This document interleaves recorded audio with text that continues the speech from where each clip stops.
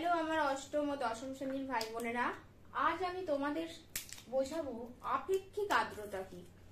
এই আপেক্ষিক আর্দ্রতাটা 2 মার্কসের আসে, কিন্তু জিনিসটা যদি আমরা বুঝে যাই মানে বিষয়টা, তাহলে কিন্তু এটা আমাদের অনেক দিন মনে থাকে আর একটুও ভুল হয় না। তো তোমরা এটা বোঝার চেষ্টা করো আগে।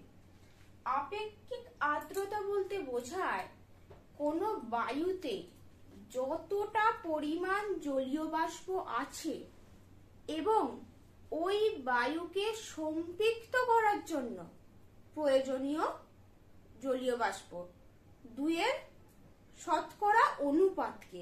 তাহলে আপেক্ষিক আর্দ্রতার সূত্রটা যদি আমরা লিখি, আমরা তাহলে কি লিখব? বায়ুতে যতটা জলীয় বাষ্প আছে, মানে বায়ুতে যতটা আছে এবং সম্পৃক্ত করতে প্রয়োজনীয়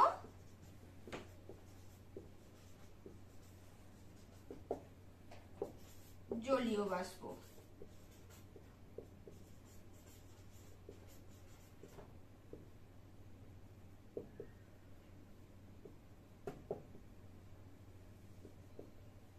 ভালো করে বোঝো, তাহলে ইনটু 100, বায়ুতে যতটা জলীয় বাষ্প আছে তার সাথে সম্পৃক্ত করতে প্রয়োজনীয় জলীয় বাষ্পের পরিমাণকে বলা হয়, তার শতকরা অনুপাতকে বলা হয় আপেক্ষিক আর্দ্রতা।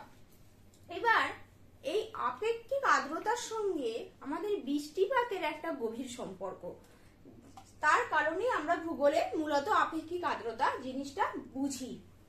এই আপেক্ষিক আর্দ্রতা সঙ্গে এবার আমি তোমাদের বোঝাবো উষ্ণতার সম্পর্ক কি।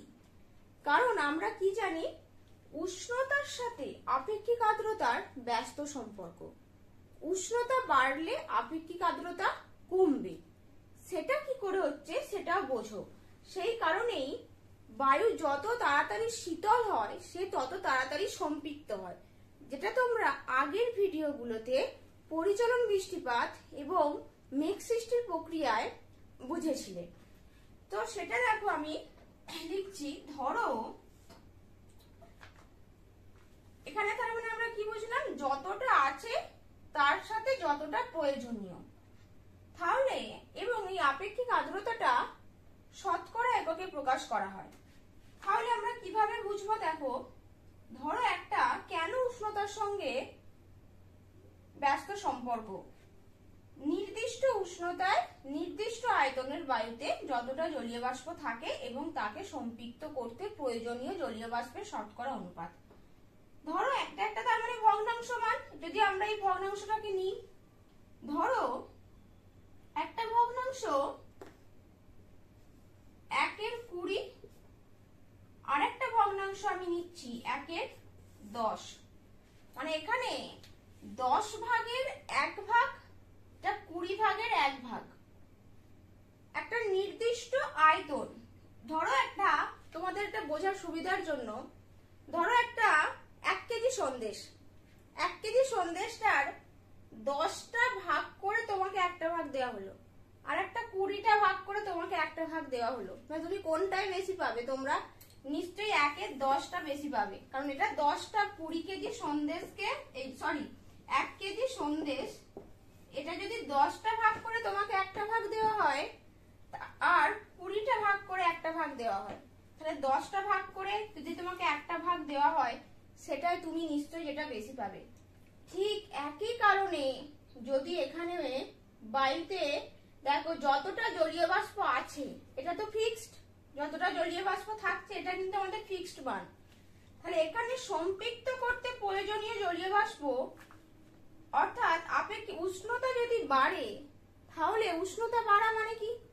তাহলে উষ্ণতা বাড়া মানে আমরা কি জানি, সেটা প্রসারিত হচ্ছে, বাতাসটা প্রসারিত হচ্ছে। তাহলে সেখানে তাকে সম্পৃক্ত করতে প্রয়োজনীয় জলীয় বাষ্পটাও বেশি লাগবে। তার মানে তখন কি হবে, যেটা যদি 1/10 যদি এটা হয়, তাহলে যদি উষ্ণতা বেড়ে যায়, তাহলে ধরো আগে 10 ইউনিট জলীয় বাষ্প হলে বাতাসটা সম্পৃক্ত হতো, কিন্তু যদি 20 ইউনিট জলীয় বাষ্প পেলে বাতাসটা সম্পৃক্ত হয়, তার মানে কি হলো, অ্যাকচুয়ালি এটার মানটা কম ছিল, এটার ভ্যালুটা কমে যাচ্ছিল। সুতরাং পুরো ভগ্নাংশের মানটা কমে যাবে। অর্থাৎ একটা ভগ্নাংশের হরের, এটা লব বলে, এটা হর বলে, একটা ভগ্নাংশের এই হরের মান যদি বেশি কম হয় তার মানে ভগ্নাংশের মানটা বড়, আর হরের মান যদি বেশি হয় তাহলে ভগ্নাংশের মানটা ছোট। সেই কারণেই উষ্ণতা যত বাড়বে আপেক্ষিক আর্দ্রতার মানটা তত কমবে, এবং তাই উষ্ণতার সঙ্গে আপেক্ষিক আর্দ্রতার আমরা ব্যস্ত সম্পর্ক। তো যাই হোক, তোমরা যারা অষ্টম শ্রেণীর ভাই বোনেরা আছো তাদের এই সূত্রগুলো এত জটিল ভাবে না লিখলেও হবে। তোমাদের শুধুমাত্র ক্লাস 8 এর টেক্সট বইয়ে আপেক্ষিক আর্দ্রতার যে সংজ্ঞাটা আছে, অর্থাৎ পরিচলন বৃষ্টিপাতের ঠিক পরেই শুধু ওই সংজ্ঞাটুকু বলে তার সাথে এইটা একটু দিতে পারো যে আপেক্ষিক আর্দ্রতা সমান বায়ুতে যতটা জলীয় বাষ্প আছে আর সম্পৃক্ত করতে প্রয়োজনীয় জলীয় বাষ্প ইনটু 100, এটুকু লিখলেই হবে তোমাদের অষ্টম শ্রেণীর জন্য। কিন্তু যারা দশম শ্রেণীতে পড়ছো তারা কিন্তু আপেক্ষিক আর্দ্রতার সাথে উষ্ণতার সম্পর্কটাও পরীক্ষায় দিয়ে দিলে ভালো হয়। এবং তো আশা করছি তোমরা বুঝতে পেরেছো, আমি ভগ্নাংশ দিয়ে বোঝানোর চেষ্টা করলাম। যদি আমার এই ভিডিওটা ভালো লাগে, আপেক্ষিক আর্দ্রতার এটা 2 মার্কসের মতো আসে, তো আমার ভিডিওটা লাইক করে দিও।